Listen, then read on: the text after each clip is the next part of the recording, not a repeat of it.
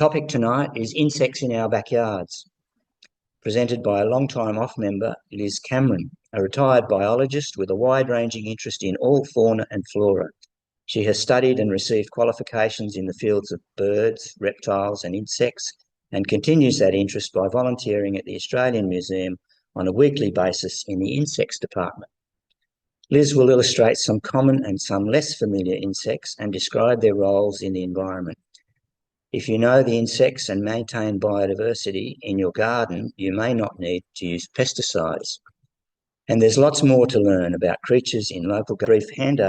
A brief intro. I'll now hand over to Liz to give her presentation.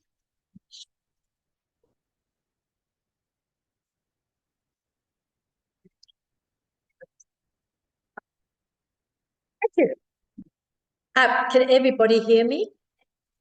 Thank you very much. So I'm really grateful to have the opportunity to talk about insects. I find them very interesting. So when Graham, my husband, dropped me in, I said, well, I know some of the common insects, but I don't know much about them. So this was an opportunity to learn more, and I've appreciated that. I have to say, all the photos were taken by other people. I don't take photos. So at the end of the presentation, there will be a list of the photographers, for whom I'm very grateful. Definitions and purpose of my talk: backyards includes gardens and bushland. Insects includes other invertebrates. And invertebrates, as you probably know, are animals without a backbone. Examples: worms, millipedes, spiders. And I'm going to use bug in the correct sense, referring to one order of insects, the Hemiptera. So I know people sometimes talk about mini beasts and bugs, but tonight I'm going to talk about bugs of a particular group of insects.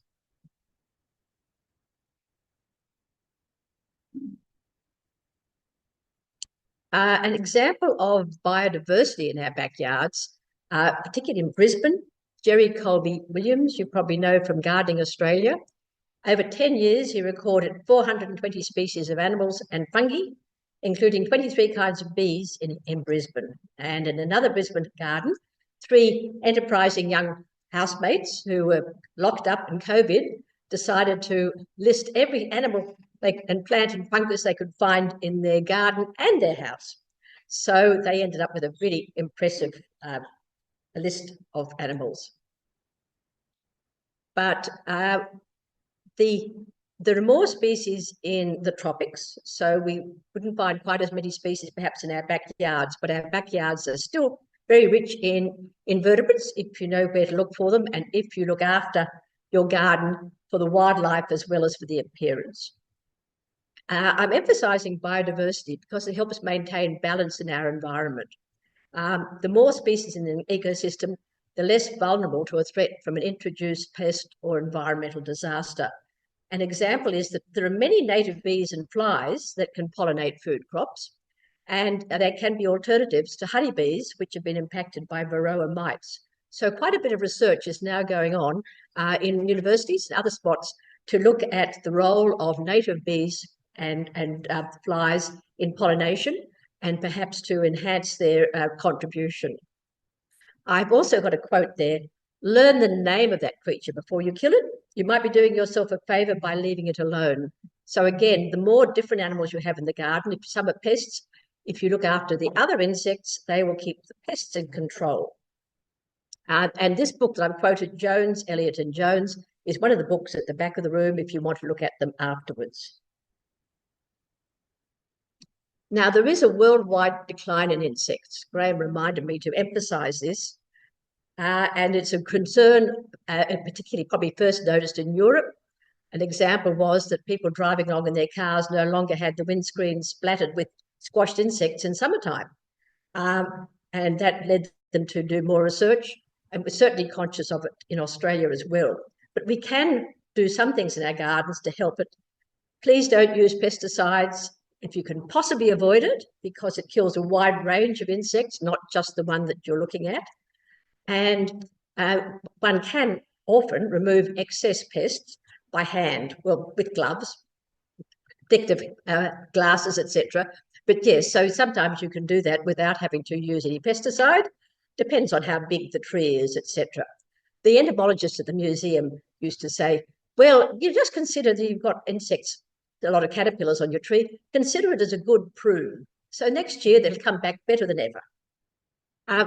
The people talk about the flowers for pollinators and nectar feeders, things like salvias. They don't have to be native plants, but plants that flower throughout the year really help that food when it gets cold in winter time. Lay mulch to shelter invertebrates. Don't cut the lawn so short. So we have Graham very kindly cuts the lawn about that high. And we see the magpies poking around all through their lawn, picking up little things that we can't even see. So that's another way you can help them. And people bring up apologetically and say, oh, my garden's just overgrown. And I say, that's wonderful for wildlife. It's the best thing you can have for wildlife and insects.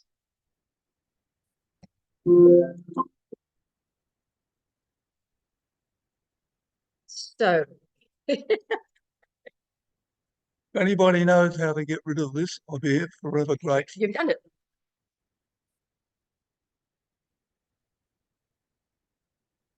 Thank you.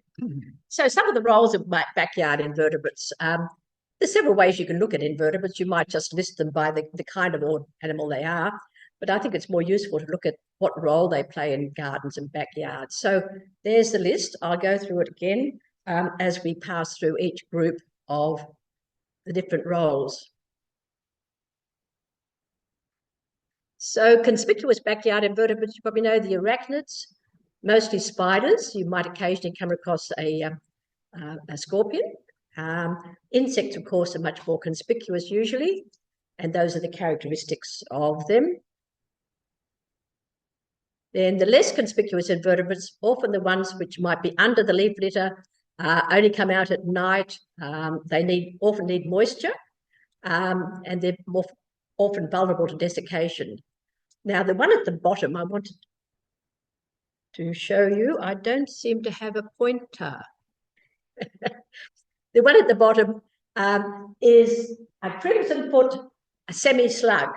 I want to point that out because it was found when we're doing bush care in Oakley Park.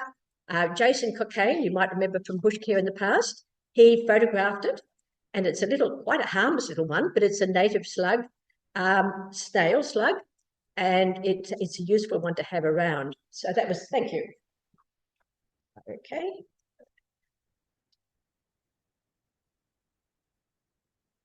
Now, I thought it would be helpful to talk about the different kinds of life cycles of insects. Again, you might be familiar with them. The terms incomplete and complete don't seem to make much, but they do break up the two major groups of insects, incomplete and the complete ones. So I'll go through and show you some of the characteristics. With incomplete, you have an egg and then a nymph and well-developed wings and series of molts. So as they have to grow, they have to molt their skin, then they become adults. An example of that one is the bronze orange bug, which most of you probably know. They are natives. One of the entomologists said, please remind people they are natives. Before we had lemon trees, they would have fed on native citrus such as finger limes.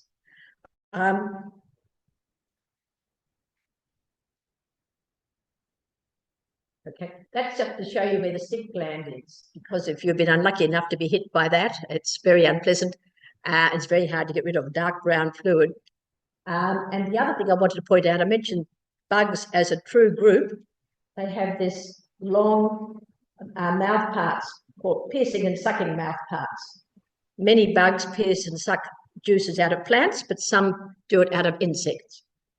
The other thing I mentioned with the incomplete life cycle, the wings grow gradually on the outside. You see they're getting larger and larger as they come up. And then that's the adult one. So if you did have these on your lemon tree, I could suggest that if you put on glasses, gloves, and get a pair of kitchen tongs and some boiling water, that's a very environmentally helpful way to remove them. But it's very slow, yes. Then the complete one is the more highly evolved insects, have a life cycle, probably the sort of life cycle you might have learned about in primary school. So very different. The immature is very different from the adult. An example are the orchard swallowtail. And that's another insect you probably noticed that will feed on lemons and other citrus. It goes through different stages. So in the early stages, it's beautifully camouflaged like a bird dropping.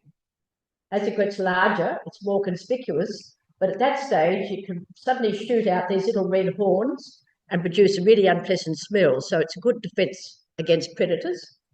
Then you go through this resting stage, the pupal or chrysalis, in the case of butterflies, where there's a huge change taken from being a caterpillar to being a butterfly. Sometimes it feels almost miraculous. And there are differences. The female has more white, the male is much darker. And again, as I say, they're natives, and they would have originally eaten native rutaceae, or native citrus. So again, the different roles of invertebrates, I've given you some examples there. And some of them, some insects like bees and beetles and flies might fill different roles. So first of all, predators, dragonflies and damselflies. Just want to mention this one here, the giant dragonfly, that was photographed, as you might recognise, on a hydrangea in Lugano, but it is a threatened species. It used to be more common in Sydney. It's now very rare for it to breed here. It needs swampland. It's unusual amongst dragonflies that it lives in burrows under swamps. And one of its best locations was the Windsor Caribou Swamp. Now, in 1998, the Windsor Caribou Swamp collapsed. People may remember that. They were mining peat, and there was a heavy fall of rain, and something happened with the machinery, and the swamp was almost destroyed. The good news is that recently, Illawarra Coal Holdings was penalised heavily for draining surface water in Sydney catchments. And the money from the penalty is going to rehabilitate Windsor Caribou Swamp. So I think that's a fairly good news story. And here on the other side is anyone ever remember mud eyes? Did everyone see those when they were kids collecting them? Anyway, that's the larva. It's got a mouth part, but it's another predator. It's got a mouth part that goes out and grabs things and comes out like yes, very unusual. Then we've got mantids. You're probably familiar with those. Now, I mentioned, Graham said, don't use any scientific names. But what I have done is where the common name refers to a particular insect, so this is a particular species, I've used capitals. So it might look inconsistent, but if it's in lowercase, it means it's a generic insect. The egg case here, if you can see it, I don't know how clear it is to you, it may resemble a cockroach egg sac a bit because mantids and cockroaches are related. The other one is probably the one I find more often. It looks like a little foamy green bunch, and it can be quite persistent, can last for a long time after the little nymphs have emerged. Now, these are some more predators, assassin bugs. So I mentioned some bugs suck plants, some bugs suck insects. The common assassin bug preys on bronze orange bugs, so that's another good reason to look after the diversity in your garden. You might not have to remove them from your lemon, you might have those. And so animals, of course, need various ways to protect themselves. The baby assassin bugs often appear like tiny ants, and a lot of predators are not keen to attack ants in case they get stung. So that's a protective mechanism. On the right, we have another insect, and I think Vicky found that when we're doing bush care in Oakley Park. It's an assassin bug that eats termites. So it was all over the wooden logs, and I guess there were termites inside the logs. So it's another local one.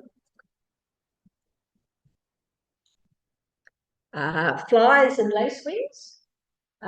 This was Graham used this one for the promotional poster, and that's a photo from Ken Griffiths down in Sutherland, who very kindly offered to us to use that one. The damselfly and dragonflies are related, but the damselfly usually is smaller and slimmer, and it has its wings down beside its body, whereas the dragonfly usually holds them out. But they're also predators. So one predator took another one, And the food, mouth part, you can see that long proboscis or feeding part, which will pierce the prey and suck out juices.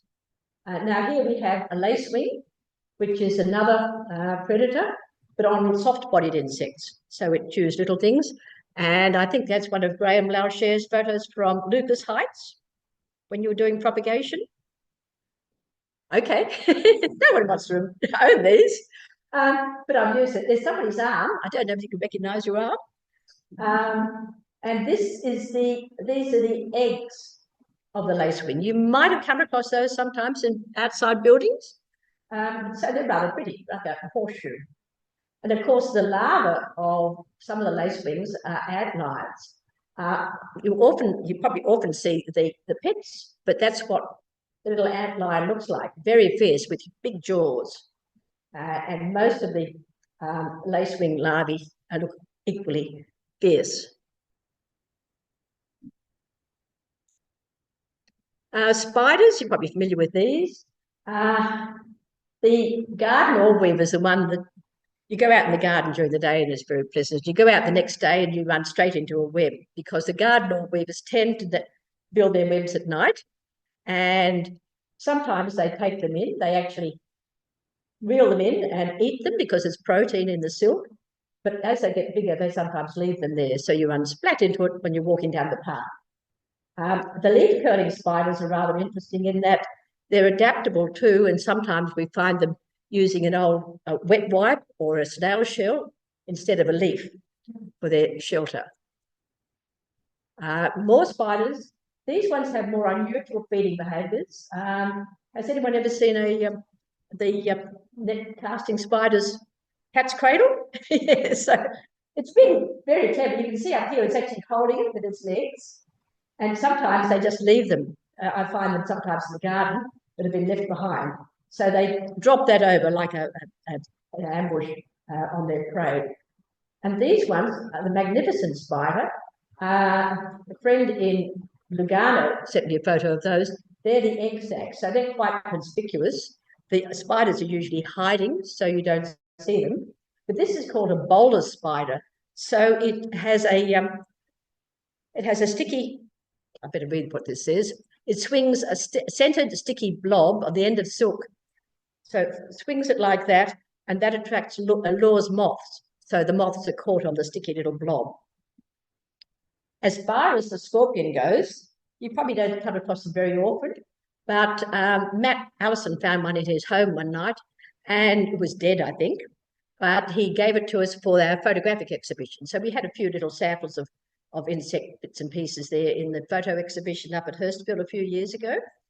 Although they're quite small, they can pack a nasty sting, but they're not usually inside, and they eat termites. So what could be more useful than that? Now, these are mostly predators in the garden, and there are a lot of different ladybirds. As you probably know, some of them do eat plants, but these ones are goodies. Some of the introduced ones are useful. They feed aphids. This one you probably see because it's so brightly coloured. So it actually eats powdery mildew. So you've got something that's actually helping your veggies. This one, green long-legged fly, also eats aphids. I don't know if you remember, I think it was last year, Dan Bickle from the Australian Museum came and talked about biodiversity of flies. Well, this is the group that he studies, and they really are very pretty. So you've probably seen them on some of the leaves in your garden. And now we get to the plant feeders.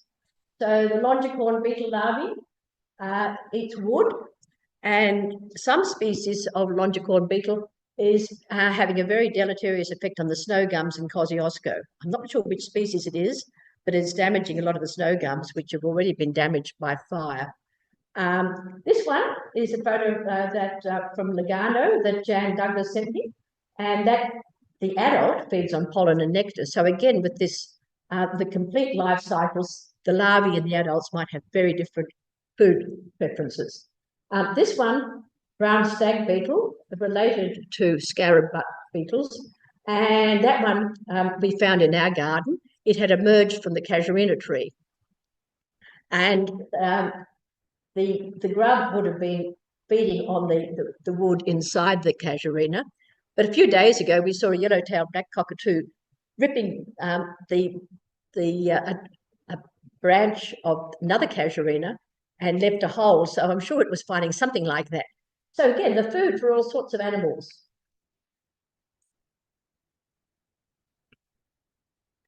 More leaf eaters, the moth and wasp larvae.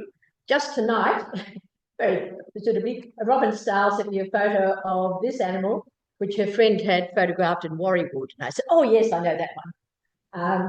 This is the one where the caterpillar spins its shelter and moves around with it, feeding as it goes. So it's not just the cocoon at the end of its feeding process. And there are a number of place moths with interesting coverings. They might be sticks or leaves. And it will actually pupate in its shelter, and the female actually never leaves it. So if it's a female emerges from the caterpillar, the males will come along and mate with it, and she'll lay eggs there. The middle one, hawk moths, they can be rather voracious feeders on, some of them feed on grapevines, and they often have, you might be able to recognise them by this little soft spike at the end. It's quite harmless, not hard, it's got no poison or anything, but it is characteristic of some of the hawk moth caterpillars. The last one is not a caterpillar of a moth or a butterfly. It's the sawflies are a kind of primitive wasp. And this one every year seems to come along and eat some of our melaleuca. But again, it only does a bit of a prune. It doesn't damage the whole tree. You might know the spitfires. Remember the spitfires on the eucalypts? Yes. Well, this is a cousin, maybe a rather distant cousin, but that's the same group. And again, still leaf eaters, the katydid. So it's got a broad diet. The stick insect, well, it's beautifully camouflaged while it's in the trees and the shrubs, but if it comes out on our doorway, it's very easy to see. Very skinny. And then this is one of the ladybirds you don't really want. It's an also introduced species, but it eats leaves rather than eating aphids. And leaf beetles is a whole group, the whole family of beetles are called leaf beetles. There's an entomologist at the museum who studies them, so I've learned a bit about them. And sometimes they have very particular food preferences. The acacia, and this one is Protosporum beetle, which only feeds on Protosporum evolutum, not on Protosporum undulatum, if that means anything to you. Again, I learned this from Chris Reed at the museum. And this photo, thank you, Susan Goshen, she showed me how it completely demolished all the leaves on a small shrub that she had.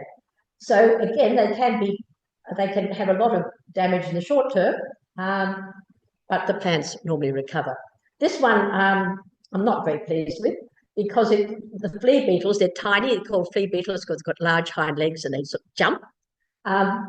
But it eats tiny little holes in the leaves. And this is our Phillip Island hibiscus in our front garden, which is flowering beautifully at the moment. But I have noticed that once the weather got colder, there weren't as many holes. So I think, as I mentioned earlier, insects are less active in cold weather. So there's less activity then. And here are the bugs that suck plant juices, not insects. Cicadas, of course, are a true bug, one group. And the flowery baker you might be familiar with. We had quite a good season of cicadas this year. The crusader's bug, you probably recognise that it's called the crusader bug because of the cross on its back. I also point out it's got a little silver point there, and it's something like a bit of paper under its head, and that is a museum specimen, so that's not a live one. And the metallic jewel beetle bug, so I can see I was making a mistake because it's sometimes mistaken for a beetle, but again, it's got those typical piercing and sucking mouth parts. Most beetles have chewing mouth parts. Nectar and pollen feeders, we're familiar with some of them. The blue-banded bees have a special buzz pollination, and this is for plants which don't release their pollen easily. I've never been able to watch it because it's very, very fast, but the buzz actually causes vibrations causes the plant to release the pollen. And the neon cuckoo bee, as it suggests, is a cuckoo. So it lays its eggs in the nests of the blue-banded bees, and the cuckoo bee larvae eat all the food that the blue-banded bee has put aside for its young. This one, Graham photographed that for me in our garden. I've blown it up a lot, so it's not quite as sharp as it should be. But it was out on our Hardenbergia, purple sarsaparilla, and apparently it really likes Hardenbergia. So if you're growing that in your garden, you might have spring bees. Spring bee, because it comes out very early, so it is much more tolerant of cool temperatures than most of our other native bees. I'm rather fond of a little colony of stingless honeybees, the native ones, Carbonaria. No, anyway, the stingless native honeybees, which are living in a tree, camphor laurel, opposite Oakley Pub. And every time I go past, I check it out. So it's a little narrow slit, and summertime, they're all over it, flying around. Today, there was nothing. There wasn't any activity at all. It was just a little empty slit. So they're all inside. But the spring bee is much more tolerant, and it will be out in quite cool conditions, about 13 degrees. Honeybee has an activity range of between 10 and 40 degrees. So it will tend to outcompete native bees in the cooler climates, cooler temperatures. And if you do want to distinguish between them, there's a few characteristics there. But often the native bees and honeybees in our garden tend to go for different flowers. These are more pollinators. The fiddler beetle, this is one of your families. This was Adrian's photo. I'm sure Vicky will agree with that. Anyway, yeah, anyway, that was taken locally. Very colourful. Fiddler beetle, because of the pattern on the back, reminds people of a violin. The drone fly is quite spectacular. Its larvae live in water. But yeah, some of the flies I mentioned are pollinators. And the bee hawk moth, it's one of the day active moths. It is, and it hovers, this is I think a honeysuckle, but it hovers there, and people used to bring up the museum and say, oh, I didn't know we had hummingbirds in Australia. I said, no, we don't, but I've seen one. So these ones, their activities sometimes remind people of hummingbirds, but again, a hawk moth.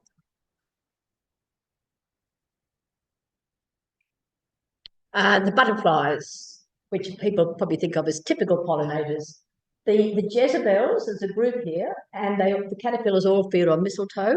The mistletoe itself contains toxins which make the caterpillars unpalatable, almost noxious, and so they can afford, the butterflies can afford to fly around with their bright colours, and the birds will ignore them. They won't eat them because they know that they taste nice. This little one here I put in, you can see this is a leaf, so it's a very small butterfly, and you might wonder why it's called a blue. There's no sign of blue there, but it belongs to a group of butterflies which are known overall as blues. Graham photographed this down at Limekiln Bay, and I've discovered that it feeds on pimelia, and I think pimelia rice flowers are flowering now. This one, the another swallowtail. Deb Andrew photographed that up at Mount Tomah on an off exhibition, and it also occurs in Sydney.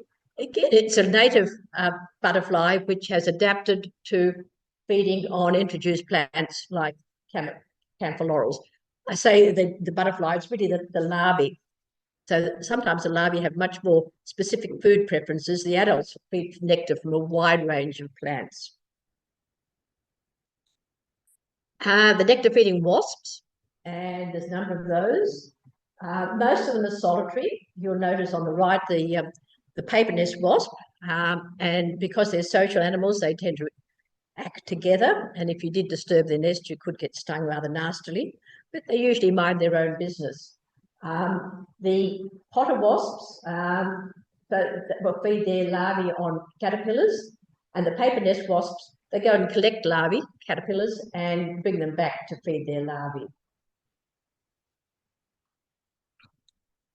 Now, the parasitoids, I'd really mentioned that word earlier on, but these are mostly very small wasps and sometimes flies, which they lay their eggs on or in other insects, and the host insect eventually dies. Unlike parasites, which don't normally kill their hosts, the parasitoids will end up with a very healthy themselves, but their host will be dead. Just here, it's a bit hard to see, but here's the head of a flower wasp, and it's stinging this scarab grub, curl grub, before laying its egg on it. So it hasn't killed the grub, it's only paralysed it, and it sounds a bit gruesome, but the larva of the wasp will feed on that caterpillar until it's almost ready to pupate, and at that stage, it'll eat the vital organs and the grub will die. But until that time, it's still alive, but comatose. That's an example. Again, another museum specimen. You can see the label. A very long ovipositors. So these very small wasps can pierce deep into the prey or into the bark of a tree when they sense that there is a host underneath. And this colourful fly is another parasitoid which lays larvae feed on garden snails. So that's another good thing to have around. Very colourful. Decomposers, you're probably very familiar with the millipedes, which are rather large numbers. The ones I've seen mostly in our garden are the Portuguese, which are introduced. The slaters, usually underneath something. Again, they need moisture and protection. But the landhoppers, you may not be familiar with, apart from when you turn something over, tiny little things seem to leap in all directions, little grey things, but they're so small. When they die, they turn pink. And at the museum, we used to get calls about, we've got prawns on our doormat. Because there's too much moisture, they'll drown, and they sort of come in looking for drier conditions. So that's one of the common inquiries used to get, prawns on the doormat. We knew exactly what that was. And then the decomposers in the compost. If we're lucky enough to have a garden and a compost bin, it's a lovely way to get rid of all our veggie fruit scraps. And apart from the typical worms, there are other insects in the compost which are very useful. The garden soldier fly, you might have seen sometimes, it sometimes lands inside the house on a window, completely harmless, but its larvae feed voraciously on compost, and they're very efficient at converting organic waste material into nutrient-rich fertilizer. There's one species overseas, I think, which they're actually, perhaps in America, which they're growing and producing the fertilizer, and I think also possibly as food for stock. They prefer hotter, wetter environments than the worms. So if the conditions in your compost change a bit, you might still have good decomposition because you'll have a different suite of animals. And this is where the compost is very wet. My sister-in-law sent me that from inside her compost bin. You'll see the fruit and veggies there. And she said, what's this? And it was tiny little white springtails or collembola. They're not actually insects, but they're next best thing to an insect. And they particularly like wet conditions. You might sometimes see, if it rains, you'll see a little floating mass, like a little raft of tiny little purplish grey things, perhaps. And so they're another kind of collembola. Now, one of the other entomologists at the museum studies drosophilids, ferment flies. These are not fruit flies, although some people call them that. And so they're very useful, again, for helping the larvae eat yeasts on decaying fruit. And they're very small. There's about 4 species you might find. At the moment, our compost bin is full of little black ones. But they're quite harmless, and they're there because there's warmer conditions. During summertime, you probably wouldn't notice them so much because they'd be spread everywhere. But when it gets cold, they gather where it's warm, but they're still active. Worms are a decomposer and a predator. So the earthworm, as you know, sign of healthy soil. Just be reminded that they say they don't drown when it rains and they come out of the ground, is because there's not oxygen in the soil. So it's not the water, but it's the lack of oxygen that causes them to come to the surface, which of course the birds love. You've probably seen them hanging around. And the shovel-headed garden worm, this is a free-living flatworm, not a parasite. It was originally described from Kew Gardens in England, but they believe it's actually originated in Southeast Asia. It's now spread around the world, probably introduced by the international plant trade, often found associated with plant pots. So it is a reminder that a lot of the animals which we might consider pets have been brought in with plant material. In Australia now, we're trying to be more careful with biosecurity.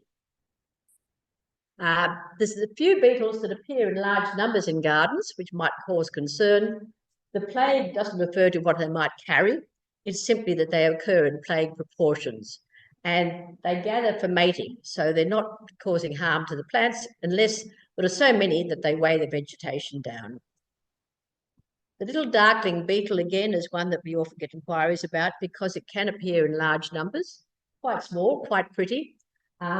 It's got hairy larvae, but they're not stinging hairs, anything like that. So again, they might be common in the litter, but they're not causing a problem. And acknowledgements. I can keep on going.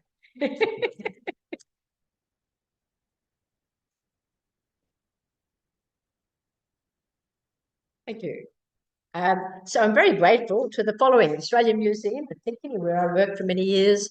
Now when I volunteer, I get a lot of help from the entomologists, and the museum's fact sheets. Once you know the name of an animal, you can find lots of information on the website. I push for the Australian Museum fact sheets, but there are many others, and they're all worth looking at. I must admit, when I go Google searching, that I go straight past AI. It's probably quite accurate, but I won't accept that. So I go down to something like Wikipedia or one of the other websites of an organisation that I recognise. Particularly the photographers, and I say Graham Fry dobbed me in. But this talk started off last year when a school friend invited me to talk to her garden club. I must say, when I went up there was Willoughby, and I was talking about insects, but all the gardeners wanted to talk about the number of leeches in the North Shore. So I'm glad to say that isn't the problem here.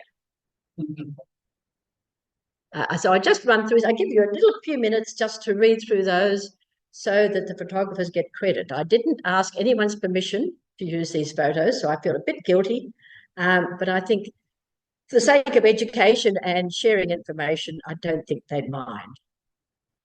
You'll recognise names there.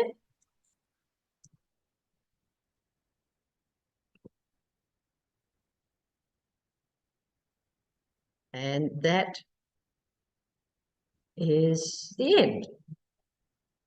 Do I shut it down?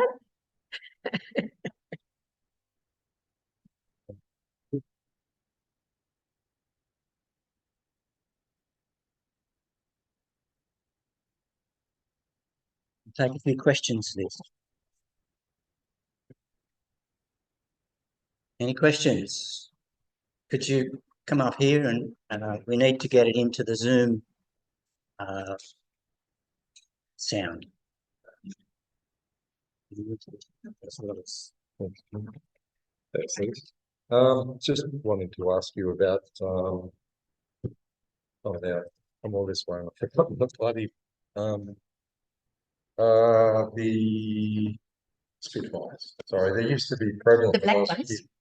I found them on brush boxes. Oh, okay, yeah. Yes. Well, they are a kind of sawfly larva. I haven't seen them for a long time. I used to, when we were kids, we used to be really scared of them in the gum trees. Yeah. And yeah, you mentioned brush box. No, I haven't seen them. The only ones I've noticed around Sydney have been the those melaleuca, the ones, the paperbark ones, yes. But I expect they are in places. What happens is that a city person will say, I haven't seen a Christmas beetle, they've disappeared. And people in the country will say, just come to our place. So I'm afraid a lot of things have changed in the city. So I expect the Spitfires are still out in the country areas. But I must admit, no, I haven't seen them for a long time. So it's a group, Pergony, within the sawfly group. And these wasps don't have the narrow waist, the typical wasp waist. So they're less likely to be identified perhaps as a wasp when you see them. The adults are often yellow and black. Yep. Okay. Thanks, Liz. Next. Anthony.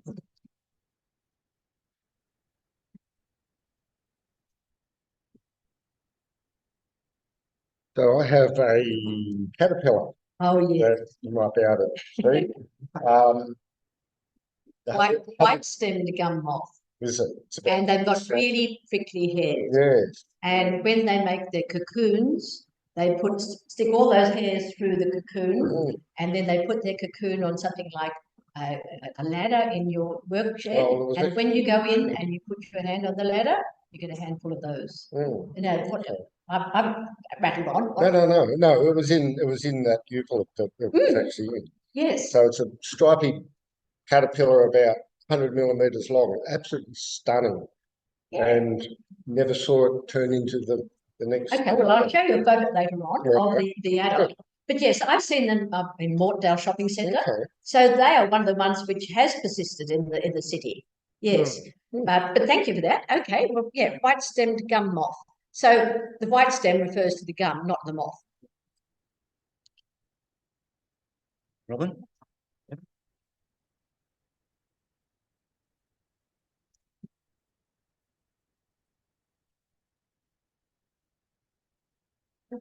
Thank you so much, Liz. This is fantastic. I wanted to ask about spitfires too. When we were kids, we used to collect them, and you'd sort of push them with a stick, and they'd Is that what you're thinking of? Well, no, I think they're different for the ones that they're both spitfires. They're little green. They look like little trains. they were brightly multicolored. Yes. Yes, and if you gently poke them with a stick, That's spray right. out this. Yeah, and it's quite that again. That's very that will stick into you. That'd be a quite painful. So it's their protection. Just over the long weekend, we were talking to a friend from Newcastle, and he said one group of the spitfires, these little caterpillars, they're cup moths, had destroyed his Eucalyptus paramatensis, just about.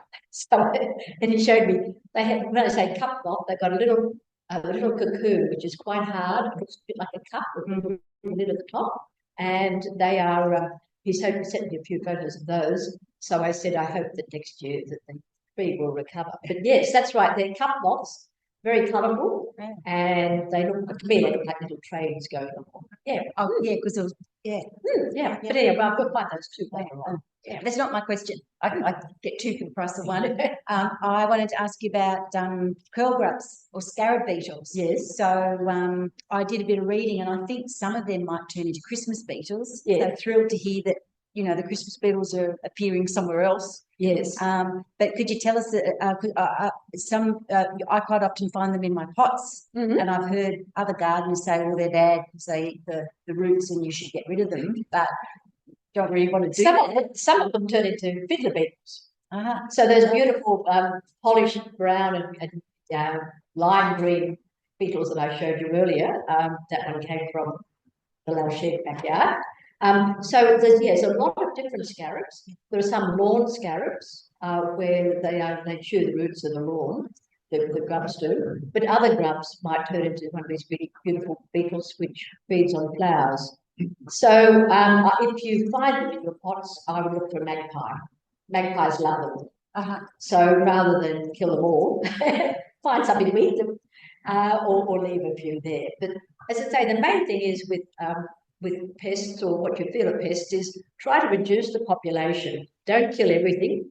And if you can do it physically by removing them with tongs or hand or something like that, that'll reduce their impact. But yes, scarabs turn into all sorts of beetles, and some of them could be Christmas beetles, but they're much less common, the Christmas beetles in Sydney, than they used to be. And the lawn scarabs, I think, are introduced species. Sorry, Thank you. That's it. Thank you. Yes, I'll jump in for a quick one, just about cicadas. We used to have, I can remember having lots and lots of them. Are they a drought period, or are they just dying out forever? And they're different species that I don't seem to see. Right. No, the ones that they often talk about, things like what was the one that was always black princes? Yes, certainly. Again, when we go to Mudgee, we go camping at Munghorn Gap. Some years we completely deafened by the cicadas. They do need certain conditions, and there are waves of them. I thought last Christmas there were a lot of cicadas I remember up in the Wentworth Falls, I was hearing them quite early, I think about September. So there are still cicadas around, but they do need the right conditions in the soil because the nymphs spend a lot of their time in the soil, and the right, turn off my. Excellent. Okay. They do need the right conditions in the soil to protect. But yes, they some species probably have disappeared a bit. But I think this summer, on the whole, was quite a good year for them. But obviously not the ones that we often used to hear about. The greengrosses, I think. Yeah, greengrosses, and of course greengrosses and blue moons and black devils. The black devils, they're all the same species, just different colour tones. Oh, okay. Yeah, and. Are they underground for 17 years? Is that some of them? I don't think in Australia they know exactly, but in America they have what they call the periodic cicadas, and they have a very fixed life cycle. And yes, so the periodic, they don't. The 17, they're irregular numbers. I'm not a mathematician, but anyway, 17 or 13 years. In Australia, they think that the greengrocer probably has about a 7-year life cycle. The conditions will vary a bit. If it's really dry, they may not emerge. They're just underground. They're underground chewing things, yes, that's right. And then there's tiny little ones in the grass that you probably don't even see. Yes, I think on the whole, last year was quite a good year for them. But they've got to have the food underground, and they've got to have the trees that the adults will feed on. Have you ever been under a tree when you've just sort of been rained on? Yes. So yes, I think most insects, we're saying, have declined, and the cicadas in the city probably amongst that. Yes. Thank you. Anyone else? Oh, do you want to? One from Jeff Francis. Oh, Jeff, he knows more than I do. From Jeff Francis. Millipedes break up wildcats. What are they feeding on? Sorry? Millipedes break up wildcats. What are they feeding on? Millipedes. Break up. Oh, break up. Okay. Most millipedes will be feeding. Most millipedes will be feeding on decomposing material. Some of the Portuguese millipedes we showed were actually can-eat seedlings. But koala scats are the food of a number of moths, larvae as well. There are some, I think, specialise in koala scats. But I haven't actually seen the millipedes in the koala scats. But I would think they would be looking at the koala scats, presumably like kangaroo droppings, are full of tiny bits of plant material. And I expect the millipedes are going one step further in breaking down that plant material.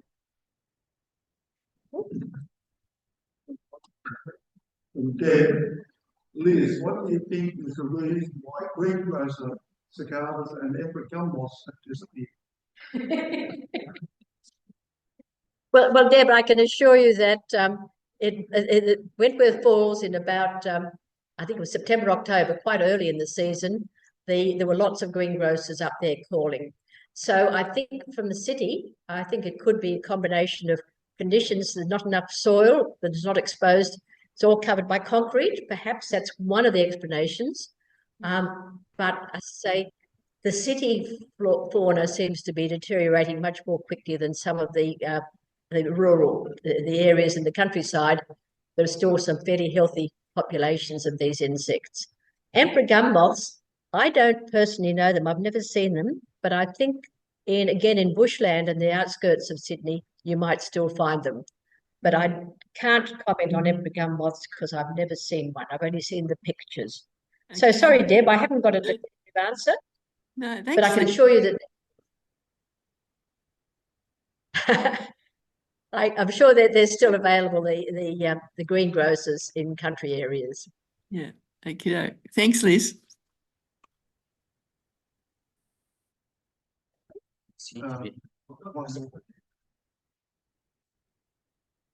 I found these eggs on my wall and I thought it was a caterpillar at first, but I think it could be off eggs. I had to download it.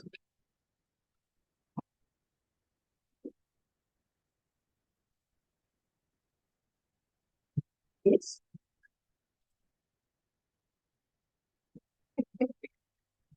I think they are probably moth eggs in large numbers.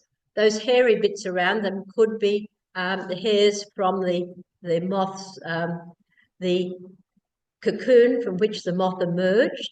Quite a lot of moths never feed as adults, so all the feeding goes on in the caterpillar stage. But I can't be sure about that.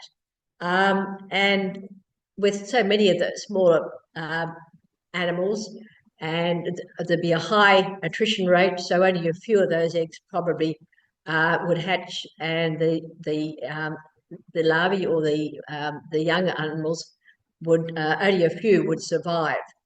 But if you're concerned, I would remove them or keep them in a container. There's a couple, Robin knows, Elmer and Ray Carney, who gave us a talk quite a long time ago. We went to Lane Cove and looked at all the fungi they find. They're very keen naturalists, and they observe the insects very closely, and they raise them. If they find an insect in the garden or eggs, they will raise them in their kitchen and observe them. And the other day, they were watching a parasitoid, one of these little wasps with the long egg ovipositor. It had injected its eggs into the eggs of a leafhopper. And they observed how long the female sat there depositing her eggs, and they counted it. And I think one of them was about 1 hour, so many minutes.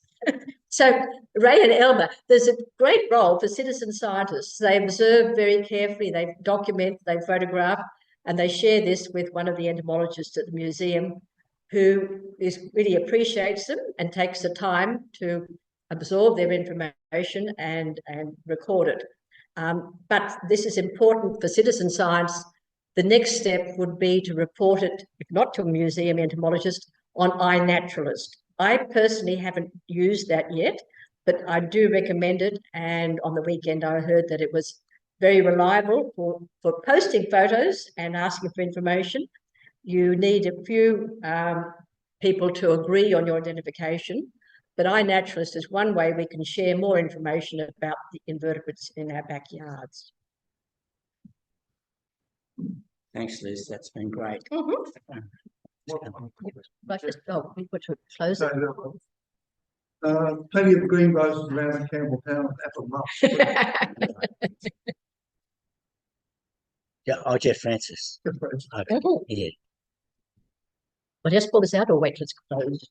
Thanks, Liz. No, I'll just ask Sonia to come forward and move the vote of thanks for Liz. Liz, I'd just like to say thank you on behalf of the group for a fabulous chat, sharing your enthusiasm and knowledge and insights on the world of insects. I think we often overlook what we can't see immediately. And I think you've told a very good story why we need to plant lots of different plant species to maintain biodiversity. And I certainly learned a lot. So thank you very much. And yeah, I thought your passion and enthusiasm was very contagious. And it made me feel bad for all those caterpillars that I'm very ruthless with. So I will think twice. So thank you. Not the only one.